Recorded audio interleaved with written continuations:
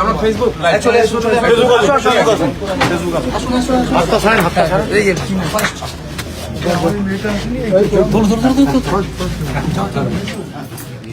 মামা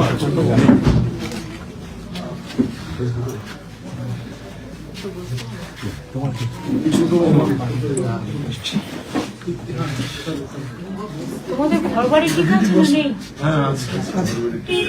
দিদি বসুন না, বুঝতে পারো বেরিয়েছিল সম্রাট এই ঘরে তো তাই হয়, তাই হয়।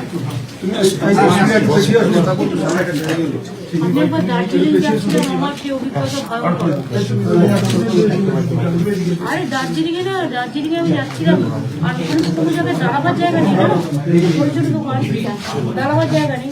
আর রাস্তা দিয়ে আমরা যাচ্ছি, বড় মানে এত জোরে বাজ পড়ছে, আর প্রচন্ড জোরে বরফ বৃষ্টি। সেই চিরকাল মনে থাকবে এই ঘটনাটা। আরেকবার আমি রাইটার নবান্ন থেকে ফিরছিলাম, রেড রোডের উপরে ওই বড় বড় গাছগুলো আছে, একটা গাছ তো একটা গাড়িতে পড়লো, সঙ্গে সঙ্গে মারা গেল। একটা বিদ্যুৎ একটা গাড়ির ওপর দিয়ে চলে গেল, মানে বিদ্যুৎ। গাড়ি যদি চলন্ত অবস্থায় থাকে, আমি শুনেছি এটা হয় না, কিন্তু গাড়ি যদি কেউ মনে হয় খুব জোর বৃষ্টি হচ্ছে, ঝড় হচ্ছে, দাঁড় করিয়ে দিল, তখন কিন্তু বিদ্যুৎটা সেটাকে ক্যাপচার করে। আর আমার নিজেরই ঝড় বিদ্যুৎ খুব ভয় লাগে। 2-3 মিনিট হয়েছে দিদি, আচমকা মানে টর্নেডো টর্পেডোর এটাই হচ্ছে, টর্নেডোই ছিল। আমি দেখলাম পুরো ধোঁয়া উঠে একদম কুণ্ডলি পাখি এরকম। এগুলো অ্যাকচুয়ালি আমেরিকায় হয়, এবং কিন্তু ওরা 1 মাস আগে থেকে বলে দেয়। তার কারণ হচ্ছে ওদের রিসার্চ করে ওরা দেখে কোন কোন এলাকায়, এবং ওদের ওখানে আগুন জ্বলে যায়।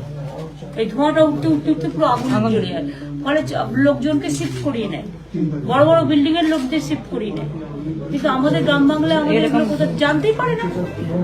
এখন তো রোজই একটা না একটা কিছু হচ্ছে। আর যত বেশি ঝড় বৃষ্টি সব এই বাংলাদেশ আর হচ্ছে পশ্চিমবাংলা, নদীমাতৃকা দেশ, সবচেয়ে বেশি ঝড় দেখো, সবচেয়ে বেশি বৃষ্টি দেখো। প্রত্যেকটা, কখনো টর্পেডো, কখনো টর্নেডো, কখনো আমার এই জজ থেকে শুরু করে সব একটার পর একটা হয়ে গেল, হচ্ছে না ভগবান জানে। আর ওয়েদারকে ক্যালকুলেশন করা কারো কাজ নয়। একটা মানুষ অসুস্থ হয়, ট্রিটমেন্ট করে, সুযোগ দেয় একটা বাড়ির লোকেদের, সেটা একটা ব্যাপার। কিন্তু জানতেই পারলো না সে। তোমার নাম কি বাবু? তোমার কে কন? যিনি মারা গেছে দাদাই হয়তো মামা বলি ডাকি, যেহেতু আমরা মামা বলি। মামা তুমি প্রণাম করো। না না না না, এখন এই ঘটনা না। এখন দুঃখে এই বাড়িতে মানে আমার মামা আসতেন থাকতেন, মাসিও 1.5 মাস হলো মারা গেছে, মানে ওরই আম্মা যে।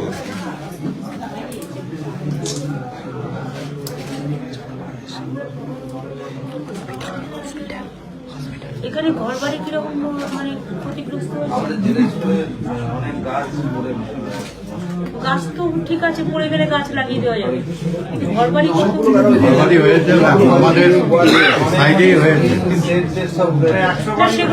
সেগুলো প্রশাসন আছে, আমাদের এমসিসি কোড আছে বলে আমি কিছু বলছি না। প্রশাসন আছে, প্রশাসন নিজের মতো করে দেখে নেবে, চিন্তা করবেন না। মানুষ বিপদে পড়লে প্রশাসনের এটা দায়িত্ব।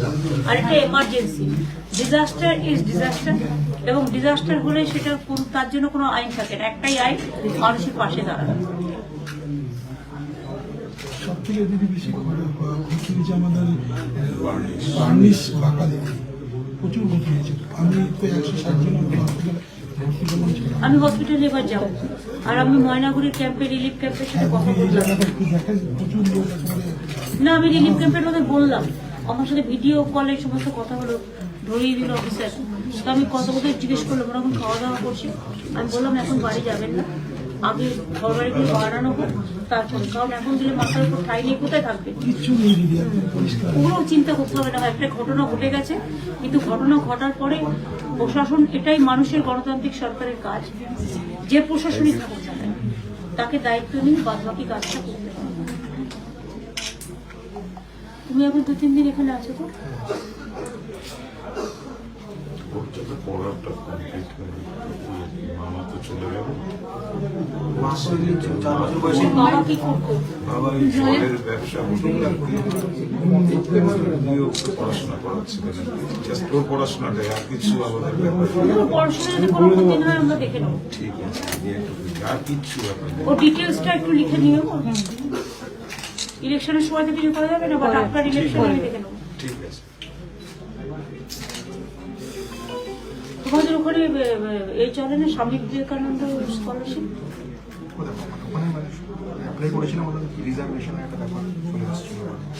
রিজার্ভেশন মানে এখন তো 60% নামিয়ে দিয়েছে। না না, আগে ছিল 75, আমি ওটাকে কমিয়ে 60 করে দিয়েছিলাম। তাতেও যদি না পড়ে চিন্তা করো না, আমাদের অন্য স্কোপ আছে, আমরা দেখে দেবো। তুমি পড়াশোনা করতে চাও, এটা একটা ভালো জিনিস। পড়াশোনা করে মানুষের মতো মানুষ হবে। বাবা হয়তো এটাই ভাববে।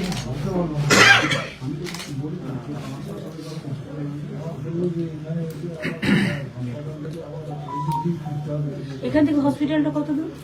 2 কিলোমিটার। ওখান থেকে আমার আবার চার্জ বেরিয়ে যেত। হ্যাঁ, ওদিক দিয়ে বেরিয়ে যেতে। তা নাহলে আমার থাকা যাবে না। এখানে কাছাকাছি তো এখন যেহেতু ইলেকশন, হোটেলেই থাকতে হবে, কোনো উপায় নেই। থাকতে আমি পারি, কিন্তু আমি করি না, কারণ অফিসাররা আসবে, তাদের কেস করবে।